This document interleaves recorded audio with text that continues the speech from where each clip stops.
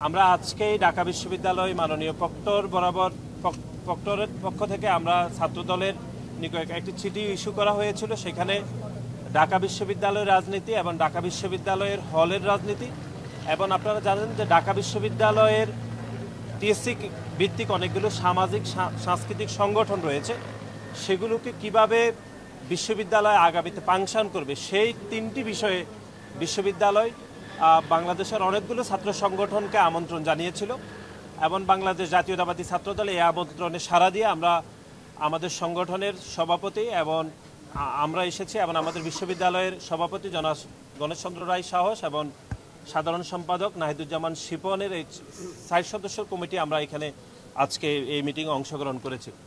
মিটিংয়ে শুরুতে যেটি হয়েছে সেটি হচ্ছে বাংলাদেশের গত ১৭ বছর বাংলাদেশের কয়েকটি ছাত্র সংগঠন যারা প্রকাশ্যে গণতান্ত্রিক রাজনীতি করেছে, বিশেষ করে বিভিন্ন শিক্ষার্থীদের অধিকার আদায়ের জন্য যারা ঢাকা বিশ্ববিদ্যালয়ে প্রকাশ্যে রাজনীতি করেছে, সেই সকল সংগঠনের মধ্যে কমপক্ষে ৫টি ছাত্র সংগঠন তারা এই মিটিং থেকে তারা ওয়াক আউট করেছে।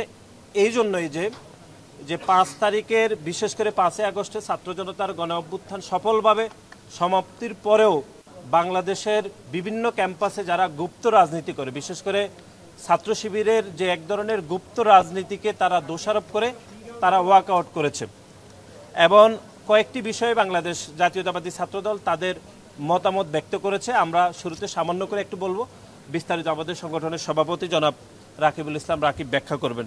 একটু হচ্ছে আপনারা জানেন যে বাংলাদেশ জাতীয়তাবাদী ছাত্রদলের পক্ষ থেকে ঢাকা বিশ্ববিদ্যালয় আবাসিক হলগুলোতে আমাদের নিয়মতান্ত্রিক সাংগঠনিক কাঠামোকে বৃদ্ধি করার অংশ হিসাবে আমরা আমাদের কমিটিকে ফাংশন করেছি এবং তার পরিপ্রেক্ষিতে বিভিন্ন গুপ্ত সংগঠনের বিভিন্ন প্রোপাগান্ডাতে ঢাকা বিশ্ববিদ্যালয়ের কিছু শিক্ষার্থীও এই প্রোপাগান্ডা অংশগ্রহণ করেছে।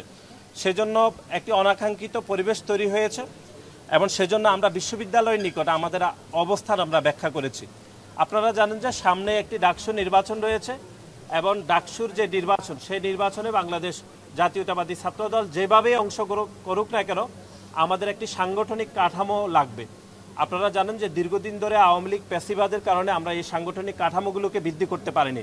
সেজন্য সেই সাংগঠনিক কাঠামোর ধারাবাহিকতায় আমরা আমাদের হল কমিটিগুলো আমরা স্ট্রাকচারকে আমরা ফাংশন করেছি এবং তার ভিত্তিতে যে একটি মব তৈরি হয়েছে, সেখানে আপনারা দেখেছেন যে বিভিন্ন ছাত্র সংগঠনের নেতাকর্মীরা অনাকাঙ্ক্ষিতভাবে সেই মব তারা অংশগ্রহণ করেছে এবং ঢাকা বিশ্ববিদ্যালয়ের কিছু শিক্ষার্থীও সেখানে অংশগ্রহণ করেছে।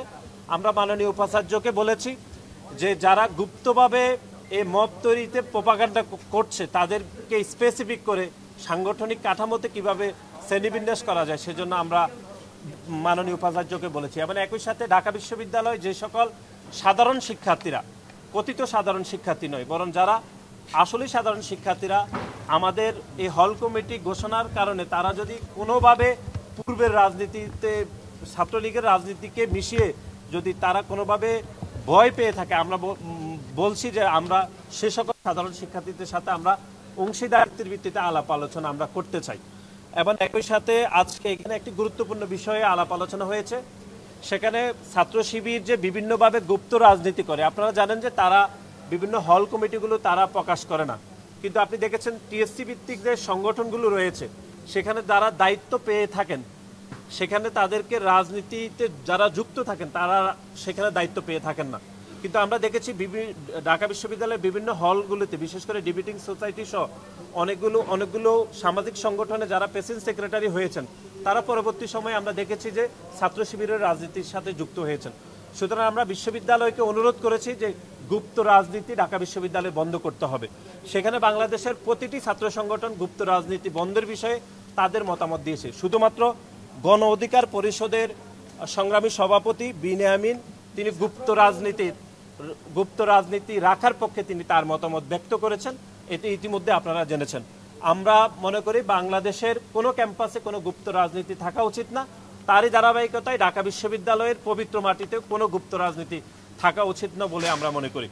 এবং এর বাহিরে অনেকগুলো বিষয়ে আলাপ আলোচনা হয়েছে। বিশেষ করে আপনারা জানেন গণতান্ত্রিক রাজনীতিতে যে সকল শিক্ষার্থীরা জড়িত থাকে সে সকল শিক্ষার্থীদেরকে মব তৈরি করে বিভিন্ন হয়রানি করা হয়। বিশেষ করে ঢাকা বিশ্ববিদ্যালয়ে ছাত্রদলের নারী শিক্ষার্থীদের যে হল কমিটিগুলো আমরা দিয়েছি, সেই নারী শিক্ষার্থীদেরকে ছাত্রদলের যারা বিভিন্ন পর্যায়ে দায়িত্ব পেয়েছেন তাদেরকে বিভিন্নভাবে হেনস্থা করা হচ্ছে।